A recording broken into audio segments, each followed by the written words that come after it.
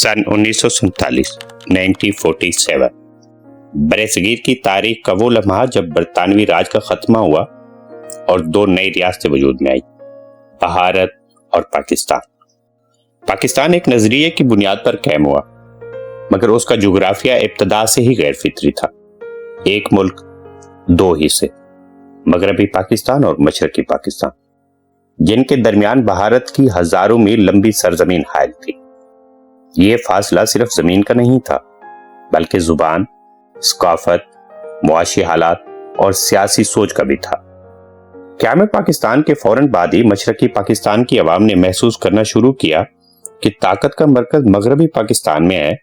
हालांकि आबादी के लिहाज से मशरकी पाकिस्तान अक्सरियत में था, मगर फौज, ब्यूरोक्रेसी, खारजा पॉलिसी और मुईशत के तमाम बड़े फैसले मगरबी पाकिस्तान के हाथ में थे। बंगाली अवाम रियासत के शहरी तो थे, मगर इक़्तिदार के शरीक नहीं थे। सबसे पहला और गहरा जख्म जुबान का मसला बना। पाकिस्तान की हुकूमत ने उर्दू को वाहिद कौमी जुबान करार दिया, जबकि मुल्क की अक्सरियत बंगाली जुबान बोलती थी। यह फैसला सिर्फ लासानी नहीं, बल्कि नफ्सियाती भी था।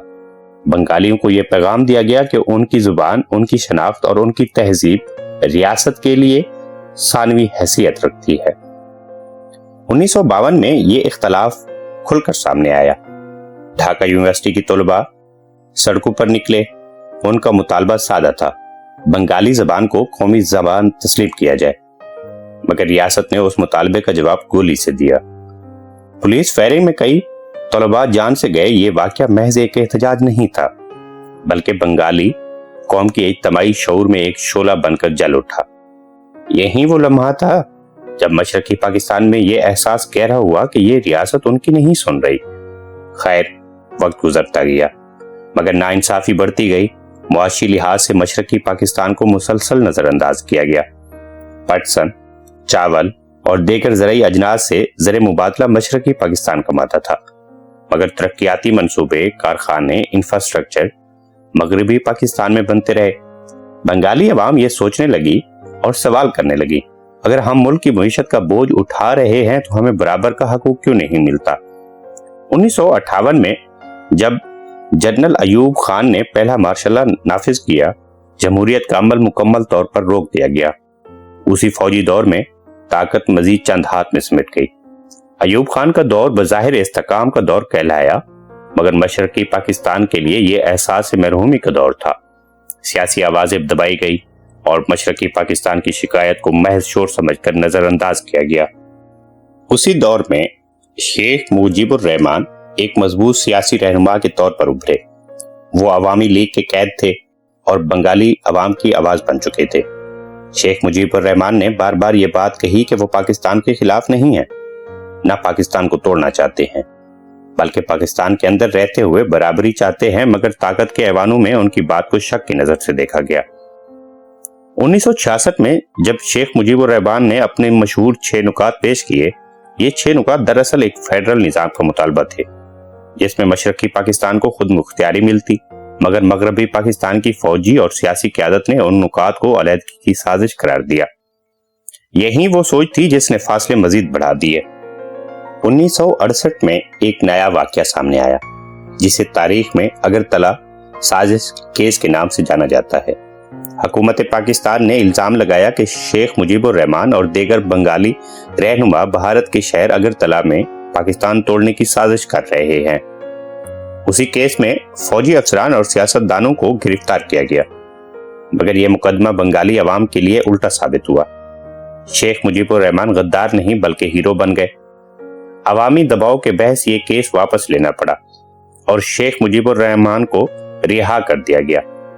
मगर उसी के साथ ही मशरकी पाकिस्तान में ये यकीन पुख्ता हो गया कि ये रियासत उन्हें शक की नजर से देखती है और ताकत के जरिए खामोश रखना चाहती है। 1969 में जब जनरल अयूब खान इक़्तिदार से रुखसत हुए और जनरल याह्या खान ने इक़्तिदार संभाला, याह्या खान ने मुल्क में आम इंतखाब करवाने का ऐलान किया। ये एक तारीखी मौका था। पहली बार अवाम को यह मौका मिला कि वो अपने नुमाइंदे खुद मुंतखब करें। 1970 के इंतखाब में अवामी लीग ने मशरकी पाकिस्तान में तकरीबन तमाम नशस्तें जीत ली और कौमी असम्बली में वाज़ेह अक्सरियत हासिल कर ली। آئینی طور پر حکومت بنانے کا حق شیخ مجیب الرحمان کو حاصل ہو چکا تھا، مگر یہاں سے کہانی ایک بار پھر طاقت اور ضد کی طرف مڑ گئی۔ مغربی پاکستان کی اسٹیبلشمنٹ، جنرل یحییٰ خان اور ذوالفقار علی بھٹو تینوں اس حقیقت کو قبول کرنے کو تیار نہ تھے کہ اقتدار مکمل طور پر ایک بنگالی رہنما کے ہاتھ میں جائے۔ اسمبلی کا اجلاس ملتوی کر دیا گیا۔ یہ فیصلہ مشرقی پاکستان کے لیے آخری دھچکا ثابت ہوا۔ سڑکوں پر احتجاج شروع ہو گیا، دفاتر بند، ٹرینیں رک گئی اور پورا مشرقی پاکستان عملی طور پر مفلوج ہو گیا۔ اب یہ صرف سیاسی اختلافات نہیں رہے تھے، بلکہ عوام اور ریاست کے درمیان ایک گہری خلیج بن چکی تھی۔ 1971 کا آغاز مشرقی پاکستان کے لیے ایک غیر یقینی مستقبل لے کے آیا تھا۔ عوامی لیگ واضح اکثریت حاصل کر چکی تھی، مگر اقتدار منتقل نہ ہوا۔ جنرل یحییٰ خان، جو اس وقت پاکستان کے صدر اور چیف مارشل لا ایڈمنسٹریٹر تھے، بار بار مذاکرات کی بات کر رہے تھے، مگر عملی طور پر طاقت کے استعمال کی تیاری بھی ساتھ ساتھ چلتی رہی۔ مغربی پاکستان کی قیادت اس حقیقت کو تسلیم کرنے کو تیار نہ تھی کہ ایک بنگالی رہنما پورے پاکستان کا وزیر اعظم بنے۔ مارچ 1971 میں جنرل یحییٰ خان، ذوالفقار علی بھٹو اور شیخ مجیب الرحمان کے درمیان مذاکرات ہوئے۔ یہ مذاکرات بظاہر آئینی حل کے لیے تھے، مگر پس پردہ فوجی منصوبہ بندی جاری تھی۔ مشرقی پاکستان میں فوج کی نقل و حرکت بڑھنے لگی، اسلحہ پہنچایا گیا اور حساس مقامات کی نشاندہی کی گئی۔ بنگالی عوام کو ان تیاریوں کا سب کچھ پتا تھا، مگر انہیں اب بھی امید تھی کہ شاید کوئی سیاسی حل نکل آئے۔ 25 مارچ 1971 کی رات وہ فیصلہ کن موڑ آیا جس نے تاریخ کا دھارا ہی بدل دیا۔ اسی رات فوجی کارروائی کا آغاز ہوا، جسے بعد میں آپریشن سرچ لائٹ کہا گیا۔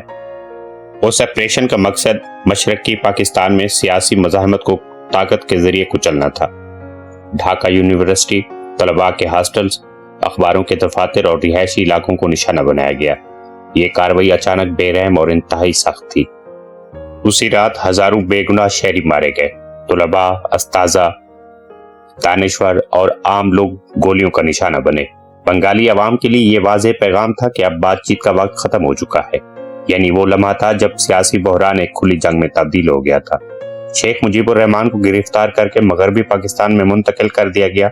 ان کی گرفتاری نے مشرقی پاکستان کی عوام میں غصے کو مزید بڑھا دیا۔ قیادت بظاہر ختم ہو چکی تھی، مگر مزاحمت ختم نہ ہوئی۔ جگہ جگہ بنگالی نوجوانوں نے ہتھیار اٹھانا شروع کر دیے۔ اسی دوران ایک تنظیم وجود میں آئی جس کا نام مکتی باہینی تھا۔ یہ کوئی منظم فوج نہیں تھی، بلکہ ایک گوریلا تحریک تھی جس کا مقصد آزادی تھا۔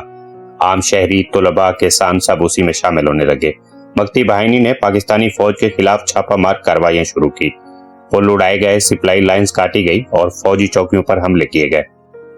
فوجی قیادت مشرقی پاکستان میں جنرل اے کے نیازی کے ہاتھ میں دی تھی۔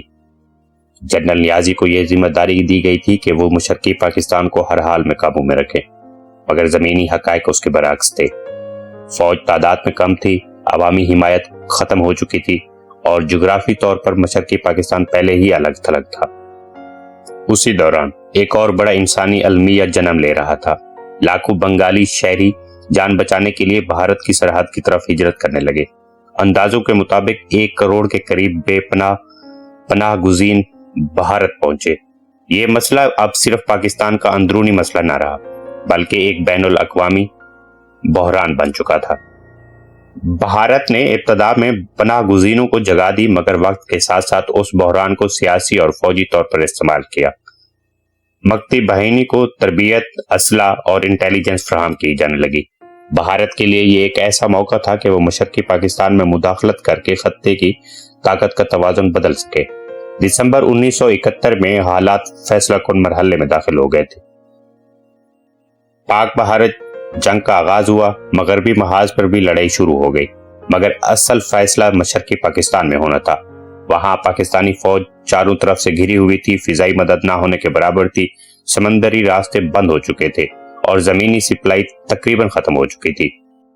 مکتی باہینی اور بھارتی فوج نے مشترکہ کارروائیاں شروع کر دی۔ شہر ایک ایک کر کے پاکستانی فوج کے ہاتھوں سے نکلتے گئے۔